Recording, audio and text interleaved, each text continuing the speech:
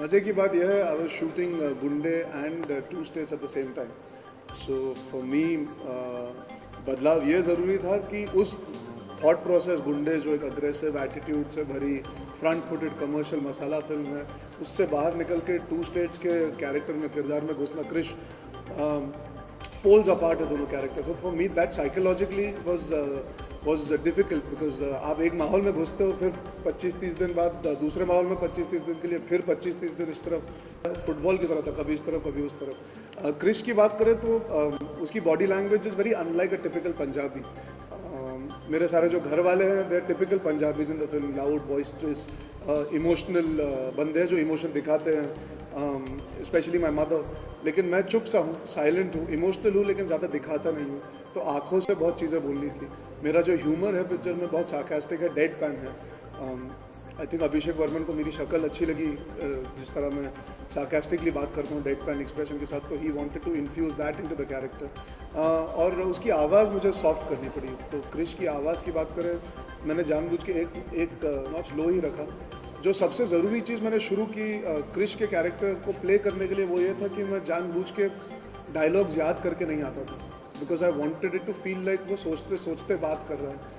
And I hope I've been able to pull that off because it adds a little bit of mumbling, jumbling, fumbling bit to Krish, which makes it seem like कि वो genuinely Ananya से बात ऐसे करता है. It's not कि वो सोच समझ के calculate करके बात कर रहा है. So I've tried to do these small things which I hope people catch on. देखिए बहुत मुश्किल होता है to quantify it like that, but अभी हाल ही में मैं आगरा में शूटिंग कर रहा था तेवर के लिए. तो वहाँ पे लोग मुझे अर्जुन नहीं बाला बुला रहे थे. तो जिस रीज़न से हमने गुंडे बनाई थी to reach genuinely heartland India in terms of the kind of film it was. बड़े बड़े सितारों को समय लगता है छोटे शहरों में ठीक से पहुँच पाना, मथुरा आगरा जैसी जगह पर. तो अच्छा लगा कहीं ना कहीं. That means we connected with everybody in India at a grass root level. तो वो बहुत अच्छा लगा. अभी हाल ही में लंदन गया था प्रमोशन के लिए टू स्टेज की आलिया के साथ. और मेरी सारी पिक्चरें देव had a certain volatile violent setting, not very congenial to overseas cinema per se, जो एक क्लीशे होता है कि ओवरसीज में फैमिली ऑडियंस और रोमांटिक पिक्चरें ज़्यादा चलती है. तो I also went by that cliché in my head कि मेरी फैन बेस उतनी नहीं होगी वहाँ पे, क्योंकि इस पिक्चर के बाद शायद और बढ़े. पर मैं बहुत शॉक्ड और सरप्राइज था कि वहाँ पे 40 साल की औरत थी. शी वॉज होल्डिंग बाला मेरे लाला का placard. There was a girl who started crying when I hugged her. तो it's very difficult to put one or two सबसे best compliment. I think to interact with every fan for me, specially since Gunday has released, has been very overwhelming. I have got compliments for doing Koffee with Karan and comedy nights with Kapil also. तो मेरे लिए हर चीज़ मुझे अच्छी लगती है. जब लोग आके आपकी तारीफ करें, आपके साथ फ़ोटो खिंचवाएं, और ये लोग हमें जानते नहीं हैं. For them to take out time from their life to stop for a moment to praise us and to give us blessings, I really like that. Non-existent. मैं कॉलेज 7 दिन के लिए गया था, फिर मैंने डिसीजन लिया कि मैं असिस्टेंट डायरेक्टर बनूँगा. पर वो I was lucky and fortunate. My parents come, they understood what I wanted to do and they unfortunately or fortunately allowed me to be whimsical and say नहीं मुझे यही करना है. and I went and did that. तो मेरी college life ज़्यादा खास नहीं थी, कुछ वो डिस्कस करने लायक नहीं थी.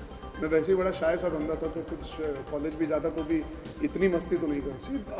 I was talking more in context of, मैं परमा तो बिल्कुल नहीं हूँ. मैं लड़कियों से काफ़ी इज्जत से बात करता हूँ. मैं जहाँ जगह मिले वहाँ सुसु करके नहीं आ जाता. परमा का जो कैरेक्टर है वो बिल्कुल मेरे से मिलता जुलता नहीं था. He molest a girl which is not something that I would ever do in my personal life. But that's another character. Gunday में I am playing a larger than life gangster, जो मैं नहीं हूँ. औरंगजेब में मैं गैंगस्टर का बेटा हूँ, जो मैं नहीं हूँ. तो this was the closest I felt in terms of understanding the world. ये जो दुनिया है ये हम सब की दुनिया है. कहीं ना कहीं हिंदुस्तान में ये कॉन्वर्सेशन अभी भी हो रही होगी कि यार अच्छा तू शादी कर रहा है, लड़की कहाँ से. ये बहुत आम चीज़ है. तो मुझे उससे कोरिलेशन मिला, कहानी से, दुनिया से. और क्रिश से मेरा इमोशनल कोरिलेशन इसलिए बना बिकॉज वो साइलेंट है, इमोशनल है, पर जताता नहीं है. और मैं बचपन से वैसा हूँ. मैं ज़्यादा इमोशन जताता नहीं हूँ, ना ही ज़्यादा बात करता हूँ क्या मेरी प्रॉब्लम्स है. तो क्रिश भी चुप चुप सा है इन चीज़ों को लेके. और उसका सेंस ऑफ ह्यूमर जो है, जिस तरह वो बात करता है, जिस तरह वो अपनी फैमिली की कदर करता है, अपनी माँ की कदर करता है, रीति रिवाजों की कदर करता है, इसीलिए शादी के लिए they don't decide to run away, they decide to convince the parents. So the philosophy of the film, the world और जिस तरह का किरदार था, I related at a one on one more than Ishaqzaade, Aurangzeb and Gunday. देखिए जब मैंने इशकजादे की थी तब it was much easier for me to blend with the crowd. तब जब घूम फिर सकता था, तो जो मेरे ड्राइवर थे पिक्चर में, जो मुझे घुमा रहे थे, वो 90 दिन जब लखनऊ में था, मैंने उनके साथ तभी बहुत समय बिताया था. तो actually I copied his body language completely. मतलब फैल के जो बैठता हूँ और जो बात करता हूँ, कुछ नहीं होता, देख लेंगे हो जाएगा, तो वो मैं उससे सीखा था. और छोटे शहरों में या जो मिडिल इंडिया है, उन शहरों में people are very proud of what they are. एक certain they are self made people. Cities में कभी कभी you see it is not the same. छोटे शहरों में वो जो भी है अपने बलबूते पे हैं, they are very proud of that. तो वो आपसे रिस्पेक्ट से बात करेंगे, लेकिन सीना हमेशा चौड़ा रहेगा. तो मैंने ये चीज़ें पिकअप की थी जब मैं वहाँ था इतने दिनों. अब जब जाता हूँ तो इतना मौका नहीं मिलता लोगों से इंटरेक्ट करने का, जो कभी कभी मुझे अच्छा नहीं लगता. But it becomes a problem. एक से मिलो तो 50, 100, 150 लोग आ जाते हैं, तो प्रॉब्लम हो जाती है. But definitely one thing that makes me happy is उनको मेरा काम पसंद आ रहा है. और माहौल तो अभी भी सेम है. 2 साल पहले इशकजादे की थी, तो लोगों का व्यवहार अभी भी सिमिलर ही है. They are obviously now they get little more excited to see me. जहाँ तक 2 स्टेट्स की बात करें, जो रिएक्शन मुझे मिला है, जब तक ट्रेलर आए थे मैं सिर्फ आगरा में था, तो वहाँ पे obviously they were very excited about seeing me in a different अवतार. जैसे सब लोग कह रहे हैं कि इस बार आपने बंदूक नहीं पकड़ी. तो मुझे अच्छा लगा ये देख के कि लोग ये नोटिस करते हैं कि आप अलग किरदार निभा रहे हो. क्लीन शेवन हो इसमें, आपने चश्मे पहने हैं, कॉलेज को गोइंग बच्चे हो. और अच्छा लगा.